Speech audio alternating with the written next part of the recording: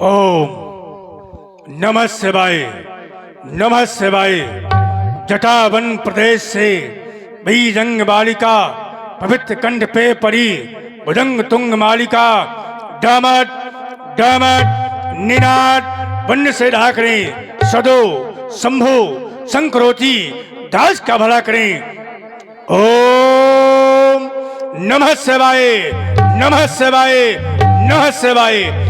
भोलेनाथ आज क्या हो गया? मैं आपका ध्यान अंतःकरण में स्थापित कर निसंगता से शयन कर रहा था, अकस्मात यह कांड करा है। लंकेश सावधान, रावण सावधान। आज रावण लंकेश को यह सावधान करने की चेष्टा यह करने वाला ये धराधाम पर शिवानाथ यह कांड पैदा हो गया। क्या आज काली विकराली ये महाकाली का ये खप्पर रक्त से युद्ध हो चुका, अथवा सोतमयी वसुंधरा का ये कोई कण मग्न होकर के किसी का वरदान चाहता है शिवानाथ, क्योंकि जिस मंदिर की ईंट ईंट ये सदा रही मुस्काती, आज वही ये बनकर ये प्रसाचनी क्यों गीत प्रे के गाती। ये सरसर ये झरझर क्यों पत्ते झरते, धू धू करती ये क्यों समीर, कुचानक मेरा ये ध्यान भंग, अंजुल से नीचे गिरा नीर, फिर क्यों मचल रही हाथ भुजाए ये कहती आश्रय उठाने को शिवानाथ बतला दो। कौन चला तरस खाने को है भोलेनाथ? कारण क्या है? ये किसने गीत प्रलय का गाया? ये रणसागर कौन मत रहा? कौन पीरा विष का प्याला? ये धरती डगमग डोठी या बिरथन निकल बटली भोलेनाथ? कारण क्या है? क्योंकि बाई भुजदंड आंख कान फड़फड़ाते हैं, ये लंका की ओर काग गीध मर्राते हैं। यहो गुरुदेव शीघ्र बताओ मुझे कारण क्यों जो नैन नीर भर लाते हैं? अवश्य ज्ञात करामे, सावधान करने का कारण क्या है? अवश्य ज्ञात करामे। ओम नमः शिवाय। ओह हो गया। महाराज जनक की राजधानी में सीता का स्वयंवर, सीता का जो भी नाम हृदय में आता है एक आस्था जागृत होती है। कौन सीता? वही सीता आज शक्ति जह जग उपजाया सो अवतरी मोर यह माया। आज सीता का स्वयंवर महाराज जनक की राजधानी में निश्चित है, क्योंकि महाराज जनक एक योगी राजा है, साधारण राजा नहीं है, ज्ञानी राजा है। उसने सोचा होगा भूतनाथ के पावन पिनाकी के खंडन के माध्यम से उस परमात्मा की खोज करूंगा। किस ईश्वर की जिसके लिए मैं बरसों से तड़प रहा था, उस परमात्मा की खोज करने के लिए महाराज जनक ने सीता स्वयंवर रचा है। लेकिन नहीं महाराज जनक, क्योंकि परमात्मा आया है तो केवल मेरे लिए, क्योंकि मैंने परमात्मा को पाने के लिए एक नहीं अनेकों मार्गों का चयन किया। मैंने जब किया, हवन किया, तब किया, लेकिन परमात्मा नहीं मिला। तो फिर मैंने स्वयं का एक मार्ग चयन किया कि जब जब होए धर्म के हानि, बाहि असुर अधम अहमानी, तब अत्याचार बढ़ता है, तभी परमात्मा आता है। तो अगर परमात्मा भूतल पर आया है तो केवल मेरे लिए। इसलिए मेरा भी कहना है भोलेनाथ, अगर ईश्वर आ गया है तो ईश्वर को मैं आज बता दूंगा कि रावण माने होता क्या है। इसलिए मेरा भी कहना है भोले कर दो ये शक्ति प्रदान, मैं जग को पाठ पढ़ा दूंगा। उस परम परमेश्वर को इस भूतल पर नाच नचा दूंगा। अगर उसकी परिभाषा उसे याद न दिला दी तो नाम रावण नहीं, सब कुण ही रावण कहा जाता। रावण नाम ही अपमान का, जो दया में, दमन में, अहंत में, तुरी में जो जन जन की आत्मा हलचल मचा दे, उसी का नाम तो रावण है। इसलिए महाराज जनक सावधान सावधान, मैं बतला रहा हूं। बाहर बाहर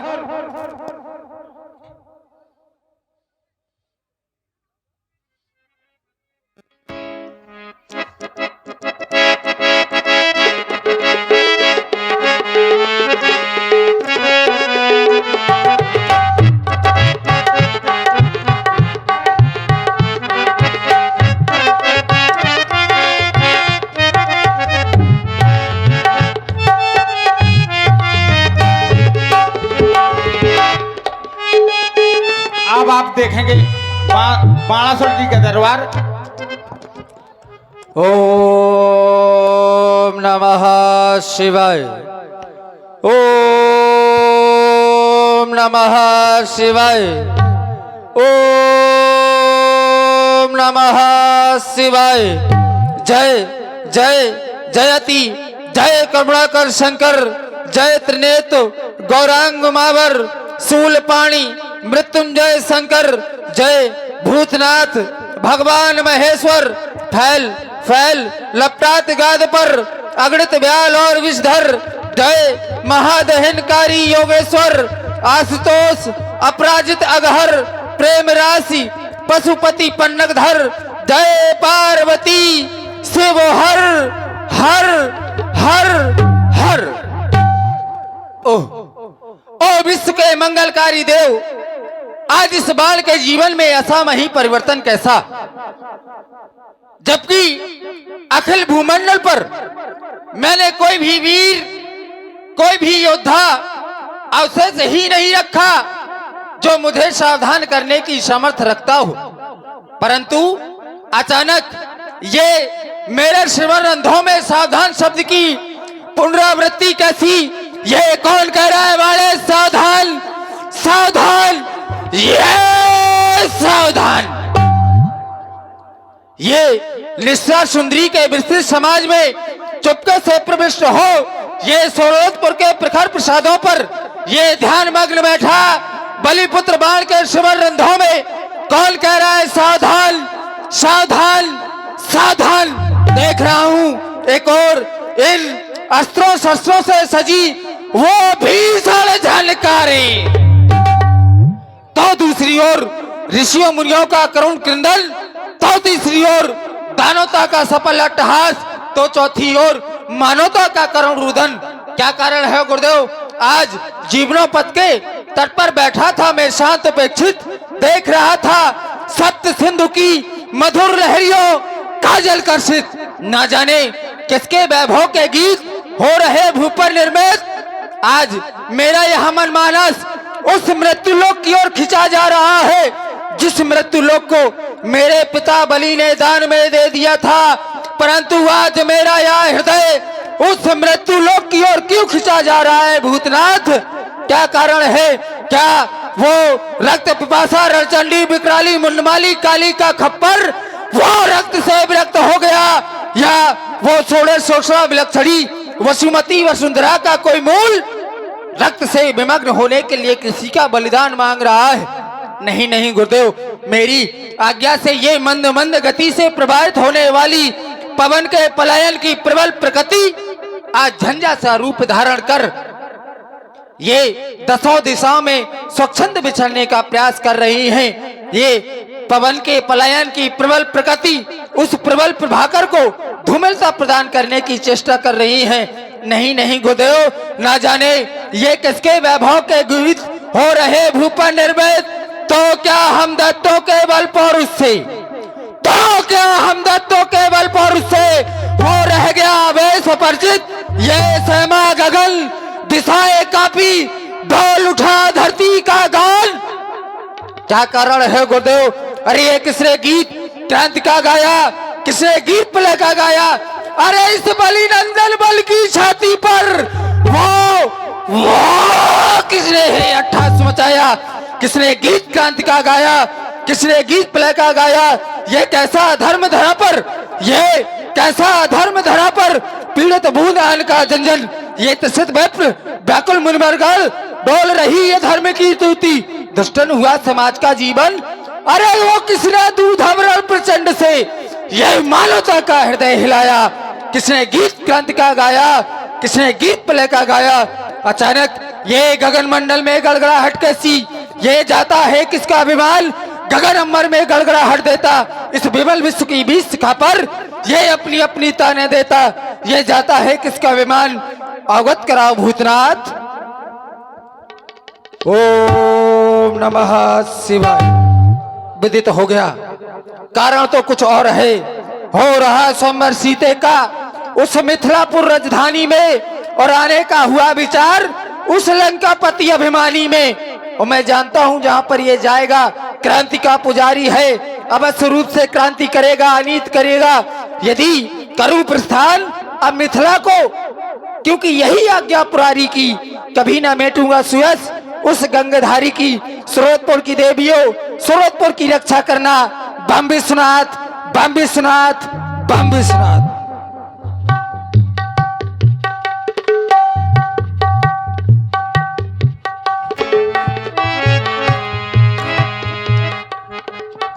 भगवान शंकर के पावन पिनाक बलिपुत्र बाण का प्रणाम स्वीकार करें।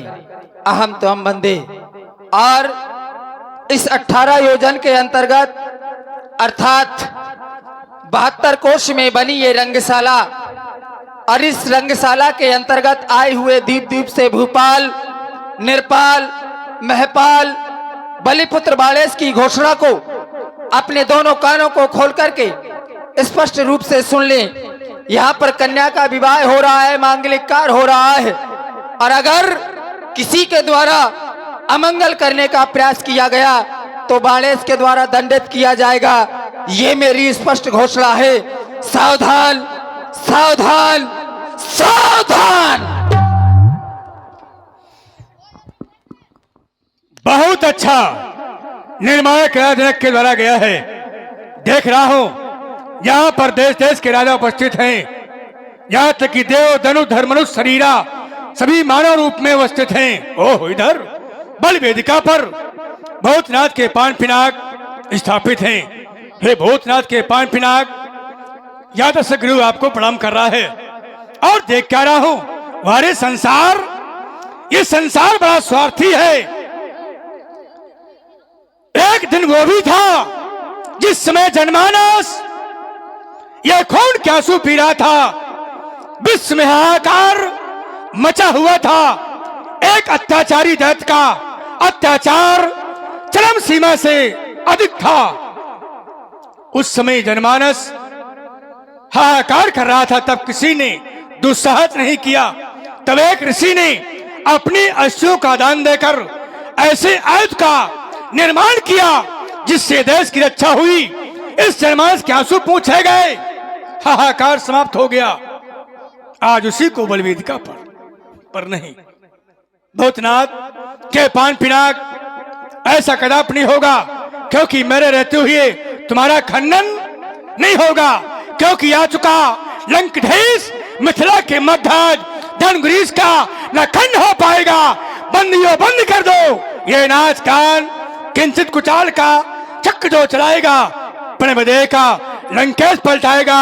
यह रावण की घोषणा है, क्योंकि जो जनक करने जा रहा है इसमें हानि है। क्योंकि जनक ने कोई विचारा नहीं, सोचा नहीं, हठ पूर्वक ये पर किया है। और मेरा मानना है कि कोई कार्य हठी होकर के किया जाता है। विचारना चाहिए पर कोई विचार नहीं, बिना ही विचार बड़े हटते ही बड़ा जनक का प्रण है। बिना ही विचार बड़े हटते ही तो हट पूर्वक ये कार्य किया जा रहा है। और मेरा मानना है जिसने भी हट किया है उसे अंत में पश्चाताप करना पड़ा है। पूर्ण विराम। मिथिला समाज के अंतर्गत दशानंद जी का आगमन और आगमन के उपरांत राजा जनक के द्वारा लिए गए निर्णय पर टिप्पणी करना और राजा जनक के कार्य में एक अवरोध स्थापित करना मैं जानता था, क्योंकि इनके स्वभाव से भली भांति परिचित हूँ। क्योंकि इनका यही कार्य है और व्यक्ति का स्वभाव कभी परिवर्तित हो नहीं सकता। इनका कार्य है बैर अकारण सब काहू से। इनसे इनका कुछ कार्य भी नहीं बन रहा है, लेकिन विरोध करना है। लेकिन चलते हैं, मिलते हैं, क्योंकि ये कोई साधारण वीर नहीं, विश्व के प्रचंड वीर हैं। 10 सिरताह 20 भुजदंडा, रावण नाम वीर बरबंडा। और सिद्धांत कहता है वीर वीरेण पूज्यते। एक वीर को दूसरे वीर की पूजा करनी चाहिए। चलते हैं, नैतिक कर्तव्य का पालन करते हुए मिलते हैं। कंचन नगरी सम्राट दशानंद जी दशग्रीव माँ केक्सी के गोद के प्रसून। जय जय श्री शंकर भगवान की। आओ आओ बलपुत्र बाणेन्द्र, जय श्री शंकर भगवान की। दशानंद जी आते ही आते आपने राजा जनक के कार्य पर टिप्पणी करना प्रारंभ कर दिया। आपने 2 बिंदु दिए। पहला बिंदु आपने ये दिया कि जब यह जनमानस खून के आंसू रो रहा था तो इनके द्वारा समाज की रक्षा की गई, इनके द्वारा समाज के आंसू पोंछे गए। तो मेरी दृष्टि में समाज की रक्षा इनके द्वारा नहीं की गई, समाज की रक्षा भगवान शंकर के द्वारा की गई। जब त्रिपुराधीशों का आतंक इस समय इस संसार में व्याप्त था तो तो भगवान शंकर के द्वारा त्रिपुराधीशों का वध किया गया और इस समाज के हाहाकार को समाप्त किया गया। समाज के हाहाकार में रहे केवल ये माध्यम। दूसरा बिंदु आपने दिया कि राजा जनक ने कोई भी कार्य विचार करके नहीं किया, हट कर रहे हैं और हट करने से व्यक्ति को हानि होती है। और मेरी दृष्टि में ये है कि जरूरी नहीं है कि हट करने से हानि ही हो। जैसे सावित्री ने हट की थी, बिल्कुल एक ही एक, आपने दो दिए थे तो दोनों का उत्तर ले लो। आप कह रहे हैं कि राजा जनक हट कर रहे हैं और हट करने से व्यक्ति को हानि होती है। जरूरी नहीं है कि व्यक्ति हट करे और हानि ही हो। जैसे सावित्री ने हट की तो क्या सावित्री को उसके पति के प्राण नहीं मिले? सावित्री ने यमराज से अपने पति के प्राण वापस ले लिए, तो क्या ये हानि है कि लाभ है? हट की, कोई पश्चाताप नहीं। अल्प विराम। साधुवाद। मैंने पहला बिंदु दिया था कि जिसके द्वारा देश की रक्षा की गई, आज उसी को बलिवेदिका पर रखा गया है। उत्तर मिला कि इनके द्वारा रक्षा नहीं की गई, माध्यम इन्हें बनाया गया और रक्षा भगवान शंकर ने की। आप भी विचार करिए, जब अत्याचार चरम सीमा पर था उस समय इनका निर्माण नहीं किया गया था। जिस समय अत्याचार चरम सीमा पर था, हाहाकार विश्व में मचा हुआ था, उस समय भगवान शंकर थे। भगवान शंकर थे, ब्रह्मा भी थे और विष्णु भी थे, तीनों थे। पर इनका निर्माण नहीं किया गया था, तब भगवान शंकर ने क्यों नहीं उसका वध कर दिया था? तुम कहते हो माध्यम बनाया गया, और हम कहते हैं अगर ये नहीं होते तो शायद दैत्य का वध नहीं होता, क्योंकि भगवान शंकर थे, उनके पास शक्तियां थी, त्रिशूल भी था, लेकिन नहीं कर पाए। कब तक? जब तक इनका निर्माण नहीं हुआ। तुम्हारी दृष्टि में कि ये माध्यम है और सर्वोपरि भगवान शंकर है, और हम कहते हैं हमारी दृष्टि में सर्वोपरि ये है, क्योंकि अस्त्र नहीं है तो फिर प्राणी क्या कर सकता है? निहत्था व्यक्ति क्या कर सकता है? ठीक है ना? और अस्त्र भी हो और जिसके अंदर कोई कार्य ना हो, वो अस्त्र बेकार है। तो अस्त्र थे उनके पास, शक्ति थी अमोघ, त्रिशूल था, लेकिन ये नहीं थे तो अधूरे थे। फिर तुमने हमारा दूसरा बिंदु लिया, हट वाला। मैंने कहा था कि जनक के द्वारा हट की गई है और हट करने पर प्राणी को दुख मिलता है। तुमने कहा नहीं मिलता है। उत्तर मिला सावित्री का। सावित्री ने हट की और अपने पति के प्राण वापस किए। और मैं कहता हूं कि हट बस कष्ट मिलता, जैसे कष्ट मिलता है, जैसे राजा नहुस को आप भली बात जानते होंगे। बिल्कुल बिल्कुल। और ऋषि गालो, जो कि एक रिश्ते से विश्वामित्र के पुत्र भी हैं और शिष्य भी हैं। ऋषि गालो हट की कि मैं आपको दक्षिणा देना चाहता हूं। भगवान शंकर ने मना किया कि नहीं चाहिए मुझको, दक्षिणा नहीं चाहिए, लेकिन हट की तो हट की वशीभूत होकर के राजा नहुस और ऋषि गालो को कष्ट भोगना पड़ा। इसलिए मेरा कहना है कि हट करना चलिए उचित नहीं है। आपने कहा कि भगवान शंकर अगर ये ना होते तो त्रिपुराधीशों का वध ना होता। देखिए, जब आवश्यकता व्यक्ति को पड़ती है तभी आविष्कार किया जाता है।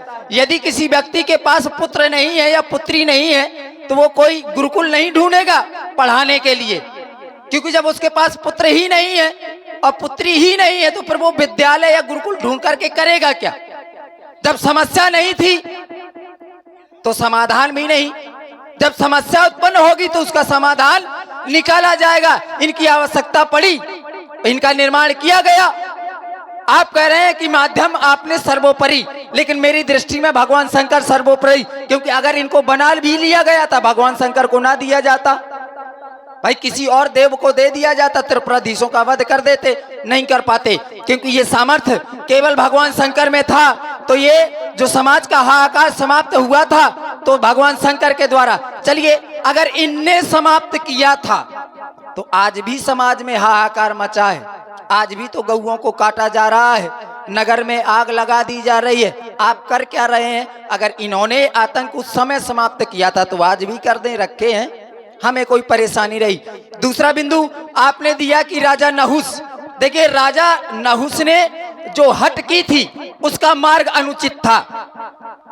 भाई, जब वृत्तासुर का वध इंद्र के द्वारा किया गया तो इंद्र को ब्रह्म हत्या का दोष लगा। अब ब्रह्म हत्या का दोष लगा तो उस ब्रह्म हत्या से बचने के लिए इंद्र को इंद्रासन छोड़ना पड़ा।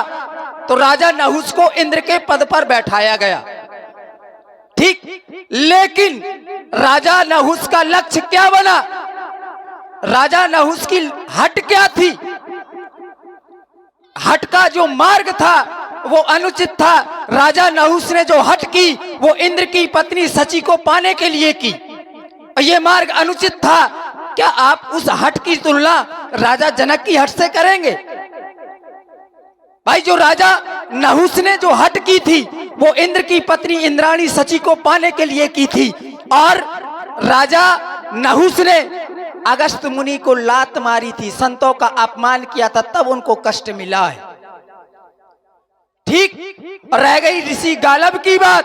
तो ऋषि गालब ने विश्वामित्र जी से अनुरोध किया कि मैं तुम्हें गुरु दक्षिणा दूंगा। विश्वामित्र जी ने मना किया। जब नहीं माने तो उन्होंने कहा ठीक है, दे देना। और मांगे क्या? 800 श्याम कर्ण वाले घोड़े। तो क्या उन्होंने उनको घोड़े नहीं दिए? 600 घोड़े दिए। तपस्या की, तपस्या करने के बाद 600 घोड़ों को प्राप्त किया। और फिर साथ में एक माधवी, जो राजा अयाति की बेटी थी, पुत्री, क्योंकि जिसके साथ उसका विवाह होगा वो 200 घोड़े देगा। तो 600 घोड़े और माधवी नाम की एक बेटी भी दी थी। फिर इसमें उनको कष्ट क्या मिला? अल्प विराम। फिर मैं तो ये कह रहा हूं कि धनुष टूट रहा है, परेशानी क्या है? शीघ्रम शीघ्र। तुम कह रहे हो कि हट करने से दुख नहीं मिलता, मैं कह दुख मिलता हट करने से। जैसे विंध्याचल पर्वत को देखा होगा सबने, एक समय छोटे थे, घोर तपस्या की, सबसे बड़े हो गए। ठीक, और जब बड़े हो गए तो एक तरफ का प्रकाश रुक गया, एक तरफ प्रकाश जा ही नहीं रहा था। देवताओं ने कहा कि आप झुक जाइए, बोले नहीं जाऊंगा, मैं नहीं झुकूंगा, ये क्या हट। सभी देवता निवेदन कर रहे हैं कि आप झुक जाइए ताकि प्रकाश हो जाए विश्व में। बोले ना, मैंने तपस्या की है, मैं झुकूंगा नहीं। हट की तो ये हट नहीं है महाशय जी। रुकिए, हट की कि मैं नहीं झुकूंगा क्योंकि मैंने तपस्या की है। हट की बसरूत हो गया, नहीं झुका। अगस्त जी पहुंचे, बोले एक कार्य करो, कुछ दिन के लिए झुक जाइए, कुछ दिन के लिए, हम वापस आते हैं, पुनः हो जाना। तो हट तो किए था, अब कहीं मान ली और झुक गए, आज भी झुके हैं। चलिए, तो ये आप कह रहे हैं कि आज भी झुके, ये हट नहीं, ये अभिमान था।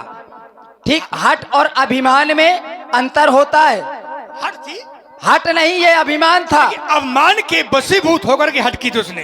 तो ये अभिमान, इसको हट में ना गिनो। चलिए, हटे आप कह रहे हैं कि हट करने से हानि होती है। एक उदाहरण और मैं दे रहा हूं ध्रुव का। जब ध्रुव अपने पिता उत्तानपाद की गोद में बैठे थे तो उसकी माता ने उसको गोद से उतार दिया। 2 माताएं थी, सुनीति और सुरुचि। तो माता ने गोद से उतार दिया और कहा कि अगर तुम्हें पिता की गोद में बैठना है तो तुम्हें मेरे गर्भ से जन्म लेना था। अपनी माता के पास गया तो उनकी माता ने कहा कि अगर तुम्हें बैठना ही है तो परम पिता की गोद में बैठो, पिता की गोद में नहीं, परम पिता की। ध्रुव ने हट की, निकल पड़े जंगल की ओर, तपस्या की। तो क्या उनको भगवान के दर्शन प्राप्त नहीं हुए? हुए। दूसरा उदाहरण प्रहलाद का। प्रहलाद ने भी हट की थी। भाई, हमारे जो वंशज थे प्रहलाद जी, हिरण्याकश्यप ने कितने कष्ट दिए उनको। क्या उन्होंने अपनी हट का त्याग किया? हट का त्याग तो नहीं किया। हरि भजन क्या छोड़ा? खंबे से बांधा गया, खोलते हुए तेल में डाला गया, फिर भी हट को नहीं छोड़ा। और अंत में परिणाम क्या मिला? भगवान के दर्शन। तो हानि हुई कि लाभ? तो ये आवश्यक नहीं है कि हट करने से व्यक्ति को हानि ही होगी। ये आवश्यक है कि हट का जो मार्ग है वो सुलभ होना चाहिए, उचित होना चाहिए, अनुचित नहीं होना चाहिए। देखिए, तुमने कहा कि प्रहलाद ने हट की परमात्मा को पाने के लिए, दुख नहीं मिला। दुख तो मिला, एक नहीं अनेकों दुख मिले, क्योंकि हटी था प्रहलाद कि मैं परमात्मा को पाकर ही रहूंगा। आपका तर्क ये था रुकिए। कि व्यक्ति को अंत में पश्चाताप करना पड़ता है, तो मैंने कहा अंत में पश्चाताप नहीं, प्रभु के दर्शन मिले। ये तुम्हारी बिंदु की बात है, तुम्हारे में परमात्मा मिले, लेकिन मैं कहता हूं कि हटौर की गई। अरे कहीं दूर न जाइए, रघुवंश में जाइए, अयोध्या की ओर जाइए। एक ऐसे राजा प्रतापी थे अयोध्या में, जिसने कहा वशिष्ठ जी से कि मैं सदैव स्वर्ग जाना चाहता हूं। क्या ये हट है ना? हट पूर्वक बोला कि मुझे सदैव आप स्वर्ग भात दीजिए, मैं स्वर्ग जाना चाहता हूं। हट ही बस हो गया। उन्होंने कहा नहीं हो सकता ऐसा, मैं तुम्हें नहीं भेजूंगा। लेकिन हट नहीं छोड़ी, वही हट लेकर पहुंचा कहा, विश्वनाथ के पास पहुंचा कि मैं सदैव स्वर्ग जाना चाहता हूं। उन्होंने कहा ठीक है, हम भेज देंगे। अब इधर से प्रयास किया गया भेजने का, विश्वामित्र ने प्रयास किया कि भेज दें, तो कुछ दूर पहुंचे और उधर से ब्रह्मा जी का प्रभाव जमा, तो न ऊपर गए न नीचे गए, लटके रह गए। ठीक, आप त्रिशंकु की बात कर रहे हैं, लेकिन मैंने आपको पहले ही कहा कि हट का मार्ग उचित होना चाहिए। अब विधि के नियम के विपरीत अगर कोई कार्य करेगा तो उसको भोगना तो पड़ेगा, क्योंकि ये जो धरती है कर्म की धरती है। कर्म प्रधान विश्व करी राखा, जो जस करे सो तस फल चाखा। हेलो हेलो, 51 रुपए का पुरस्कार हमारे अजय राजपूत और मान सिंह जी राजपूत छबोली वालों की तरफ से ये 51 रुपए पुरस्कार दशानंद जी और बाणासुर जी के सुंदर अभिनय पर प्रदान है। बहुत बहुत आभारी है, धन्यवाद। तो महाशय जी, ये कोई आवश्यक नहीं है कि हट करने से हानि ही हो। देखिए श्रीमान जी, तुमने कहा कि जो विधाता की विपरीत कार्य किया जाएगा, जो विधा है उसके विपरीत कार्य किया जाएगा, उस पर कष्ट होता है। तो हमारी दृष्टि में तो ये विपरीत कार्य हो रहा है। कैसे? इसलिए कि निर्माण इसका किया गया देश की रक्षा के लिए, पूजा की गई, आदि पूजा की गई, और पूजनीय वस्तु को बचाना चाहिए, यद्यपि तोड़ना खंडित नहीं करना चाहिए। ठीक, इसे बचाइए, विवाह करिए, हमें कोई बुराई नहीं है, पर इसे बचाइए। भाई अगर ये खंडित हो रहा है, टूट रहा है, एक के टूटने से अगर दो जुड़ रहे हैं तो परेशानी क्या है? क्योंकि यही विवाह अति हित सब ही का, जो कार्य सर्वजन हिताय सर्वजन सुखाय की दृष्टि से किए जाते हैं, तो उसमें विरोध नहीं होना चाहिए। अगर मैं थोड़ी देर के लिए आपकी बात मान लूं कि ये अनुचित हो रहा है, तो राजा जनक कोई साधारण ज्ञानी है। जासु ज्ञान रवि भव निस्नासा, यम नियम आसन प्राणायाम प्रत्याहार धारणा ध्यान समाधि 8 योगों पर विजय प्राप्त करने वाले अष्टांग योगी हैं। फिर मिथिला क्या साधारण है? पुर नर नारी सुभग सुच संता धर्मशील ज्ञानी गुणवंता, अष्टावक जैसे कुलाचार, सतानंद जैसे कुलाचार, अष्टावक जैसे ज्ञानी। अगर बैठे, अगर ये अनुचित होता तो विरोध करता। देखिए श्रीमान जी, विरोध केवल आपके द्वारा। देखिए ऐसा है, तुमने कहा कि यही विवाह हित सभी का, इस विवाह से सबका हित है, तो विवाह करिए ना। तो विवाह जब विवाह से हित सबका है तो विवाह करिए। और विवाह आधारित किस पे है? अच्छा, ये आधार है, आधार है। लक्ष्य क्या है? आधार है लक्ष्य सीता। आहुति क्या है इसकी? अब आहुति क्या है? भाई यज्ञ है ना। भाई यज्ञ है, ये धनुष यज्ञ है। आहुतियां भी दी जा रही हैं संतों के द्वारा। भाई संतों के द्वारा जो यज्ञ की नियमावली है उसका पालन भी किया जा रहा है। ऐसा थोड़ा है कि उसका पालन नहीं किया जा रहा है। भाई यज्ञ है तो संतों के द्वारा आहुतियां भी प्रदान की दी जा रही हैं। वेद मंत्रों के बाद, श्रुतियों का उच्चारण करने के बाद उनको आहुतियां भी प्रदान की जा रही हैं। नहीं, गलत। फिर सही क्या है? बोलो। इसलिए कि यज्ञ है, और यज्ञ एक नहीं अनेकों यज्ञ होती हैं। हर यज्ञों के अलग अलग हिसाब होते हैं। जैसे यज्ञ में ब्रह्मा का स्थान होता है, आहुति होती है, पूर्ण आहुति होती है। तो लेकिन यहाँ तो न स्थान ब्रह्मा का है कि यज्ञ मान ले हम इसको। आहुति में तुमने कहा धनुष है, लक्ष्य में धनुष है, आधार में सीता है, तो फिर यही माने कि राजाओं के बल की आहुति दी जा रही है ना। भाई जब आधार अजगो है, लक्ष्य सीता है, तो आहुति का है कि राजाओं के बल की। तो राजा तो पहले से हार माने बैठे हैं। राजा तो महाराज जनक से पहले हार माने बैठे हैं। दोबारा अपमान के हेतु बुलाया गया है। इसलिए मैंने कहा कि जो भी राजा जहां से आए वापस चला जाए, इसी में भलाई है। जो विधा का नियम है, जो पिता का दायित्व बनता है, वो करना चाहिए। लेकिन पिता का धर्म महाराज जनक नहीं निभा रहे। भले तुम कहो कि ज्ञानी है राजा, समाज ज्ञानी है, नर नारी ज्ञानी है, तो ज्ञानी की पराकाष्ठा क्या है? जो घर भर कुल हो अनूपा, करी विवाह सुता अनुरूपा। ये देखना चाहिए, घर देखना चाहिए, बर देखना चाहिए, कुल देखना चाहिए। कुछ नहीं देखा। अच्छा ठीक। तो किया क्या?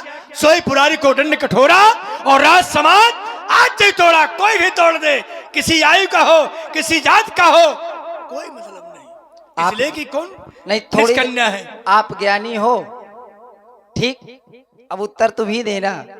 कह रहे हैं कि राजा जनक के द्वारा पिता का कार्य नहीं किया जा रहा है। जो घर भर कुल होए अनूपा, करिए विवाह सुतई अनुरूपा। यानी बेटी का विवाह बेटी के अनुरूप ही करना चाहिए। सीता क्या है? सीता क्या कोई साधारण है? अगर राजा जनक इस नियम का पालन करेंगे तो क्या ये जो वर मिलेगा सीता के लिए, ये जो आप सिद्धांत बता रहे हैं, जो घर भर कुल होए अनूपा, तो क्या वो सीता के अनुरूप होगा? ईमानदारी से बताओ, कैसे होगा? सीता है क्या? आदिशक्ति। तो आदिशक्ति का विवाह किसके साथ होगा? रुक जाइए, उत्तर हमसे ले रहे हो, उत्तर तुम ही ले लो। उत्तर तो भाई दो। सीता क्या है? आदिशक्ति, भूमि से पैदा हुई है, ठीक है ना? तो यहाँ पर क्या तुम्हें विश्वास है कि ऐसा कोई प्राणी है जिसकी पूर्ति कर दे? क्योंकि यहाँ तो सब मानो। बिल्कुल, राजा जनक जानते हैं। जानते हैं? बिल्कुल। तो जब राजा जनक जानते हैं कि अमुक के द्वारा इस कार्य की पूर्ति होनी है, तो फिर काहे को ढोंग करा रहे हैं? भाई ज्ञानी व्यक्ति है, जब तक पूरा जान नहीं लेते हैं तब तक मानते नहीं है। जब वो जानते हैं कि अमुक के द्वारा कार्य की पूर्ति होगी, तो फिर राजा अपमान के लिए आए हैं और इनका खंडन क्यों कराया जा रहा है? अच्छा ये बताओ। नहीं, हमने सुना सीता ने उठा लिया इसको, तो अगर उठा भी लिया, रुक जा, पहले इतने का उत्तर ले लो, तो बाद में तुम आगे आगे बढ़ते जा रहे हो। कह रहे कि राजा जनक जब जानते हैं तो ये ढोंग काहे कर रहे? अच्छा ये बताओ, राजा जनक ने जाना कब है? तुम्हें कह रहे हो कि जनक जानते हैं? नहीं, तो तुम्हें उस पर विचार करना चाहिए ना बोलने से पहले।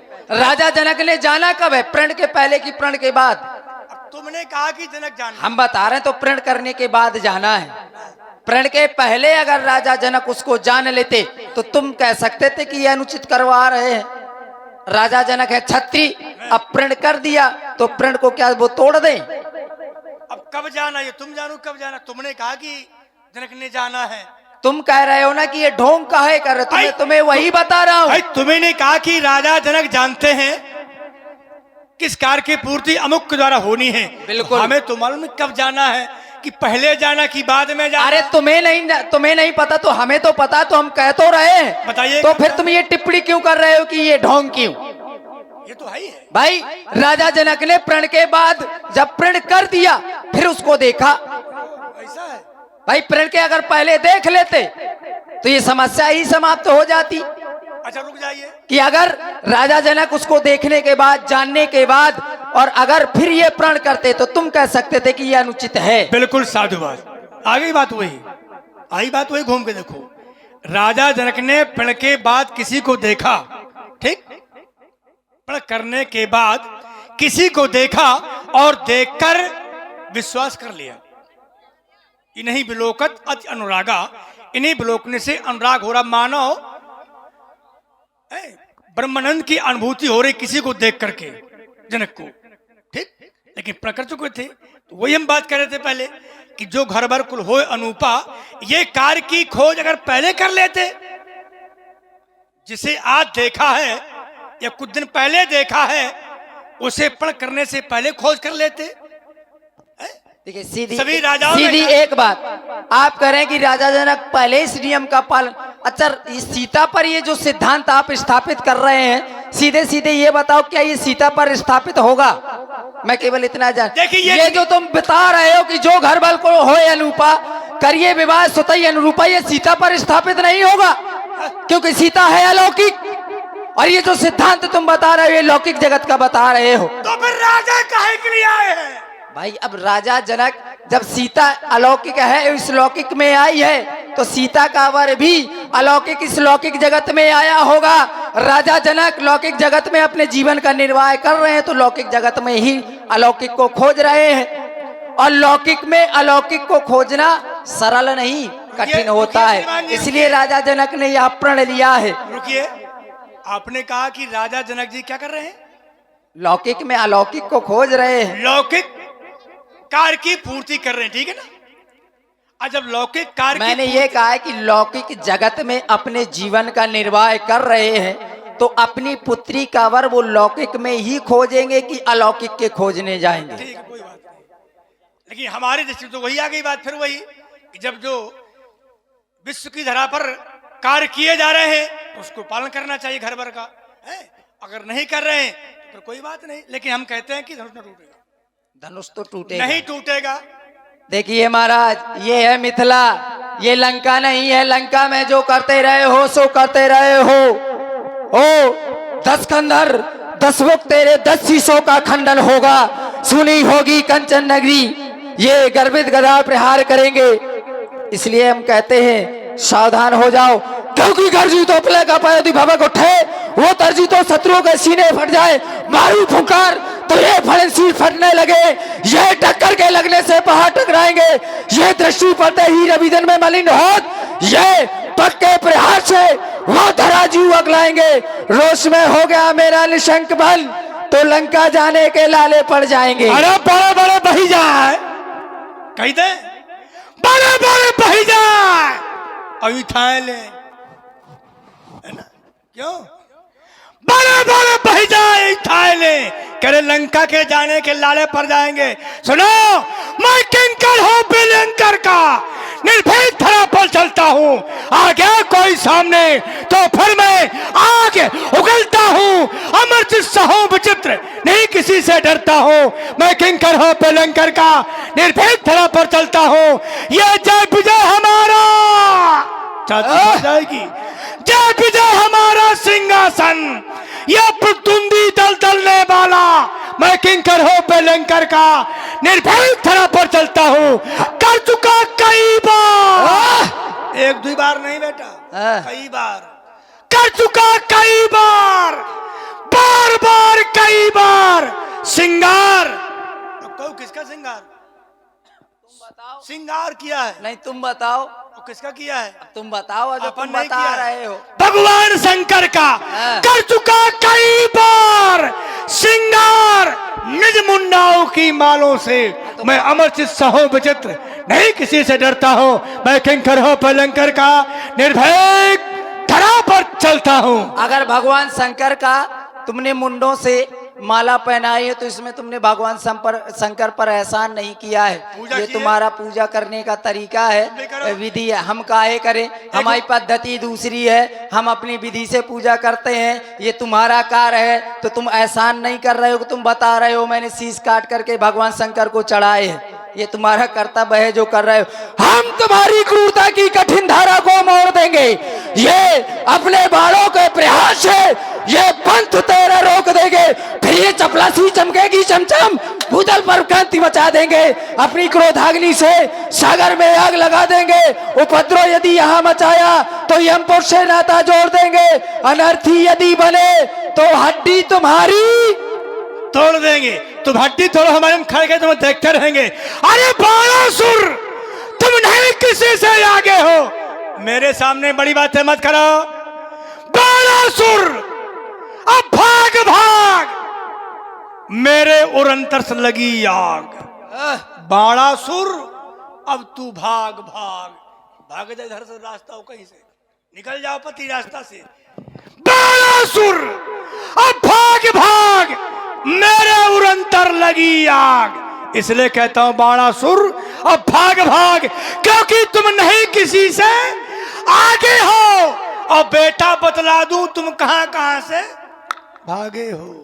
भागने में आगे है तो देवासुर। बता दे, बताओ। नहीं, हम तुम्हें बता रहे हैं भाई, बीती बात याद रहती नहीं। सुनो, पहले तुम्हें युद्ध करने के लिए मिला तो कोई है नहीं। अब इतनी जानकारी तुम्हें है नहीं कि कभी कभी युद्ध जीतने के लिए रण छोड़ना भी अच्छा पड़ता है। करो, भाग जाओ। ठीक, भाई इधर से तो जाएंगे, क्योंकि तुम्हारा कार्य क्या है, तुम्हें तो विघ्न उत्पन्न करना ही है। तुम तो चाहते ही हो कि धनुष ना टूटे, लेकिन हम चाहते हैं कि धनुष टूट जाए। ठीक है, हम जानते हैं कि जब तक ये यहाँ पर रहेंगे इनका क्रोध शांत नहीं होगा, और जब हम यहाँ से चले जाएंगे तो इनके समान का कोई योद्धा इनके सम्मुख आएगा नहीं। जब इनके समान का कोई योद्धा होगा नहीं तो ये स्वतः ही शांत हो जाएंगे। भगवान शंकर के पावन पिनाक बलिपुत्र बाण का अंतिम प्रणाम स्वीकार करें। अहम त्वं वंदे, अहम त्वं वंदे। सभा में बैठे सभी सभाजन एक बार उच्च स्वर में भगवान शंकर के नाम की जय घोष करें। बोले भूत भवन शंकर भगवान की। कोई बोला? अब तुम चले आना, बोले ना बोले इससे फर्क नहीं पड़ता। भाग जा रहे होगा। हम जा रहे जो हैं। अखाड़े में लड़े उसे पहलवान कहते हैं, और जो हाँ। भाग जाओ उसे बेईमान कहते हैं। ठीक है ना? जाओ। मतलब देखिए, हमारा तुम्हारा आना जानते भी अनिवार्य हो, था। नहीं तुम जानते भी हो कि हम काहे जा रहे हैं, फिर भी उस पर टिप्पणी कर रहे हो। हमारा और बाणासुर का आना अनिवार्य था, क्योंकि इस धनुष पर जो पढ़े त्रिभुवन जय समेत वैदेही, त्रिभुवन की जय विनय विचार बर हटते ही। अगर हम दो में से नहीं आते तो बात अधूरी रहती, क्योंकि एक लोक की विजय बाणासुर के पास है और दो लोक की विजय हमारे पास है, और हमारे रावण बाण छुआ नहीं चापा। देख सरासन गमे सिधारे। तो जब हम दोनों ऐसे वीर इसके पास नहीं गए, हृदय में ही हार मानकर चले गए, अब जो भी से तोड़ेगा ऐसे तो टूटना है ना। खोज जिसकी थी हमें, ताड़का को मारने वाले की, पर वो नहीं मिला। मिला कौन? बाणासुर। अब आज तक मिलता में कोई है ही नहीं। प्रतिवट खोजत कतहु न पावा। हम खोज कर रहे हैं कि कोई तो मिले, और मिला कौन? पतखुरी वाले। इसलिए से टूटना है। एक बार जय घोष करिए, बोल शंकर भगवान की।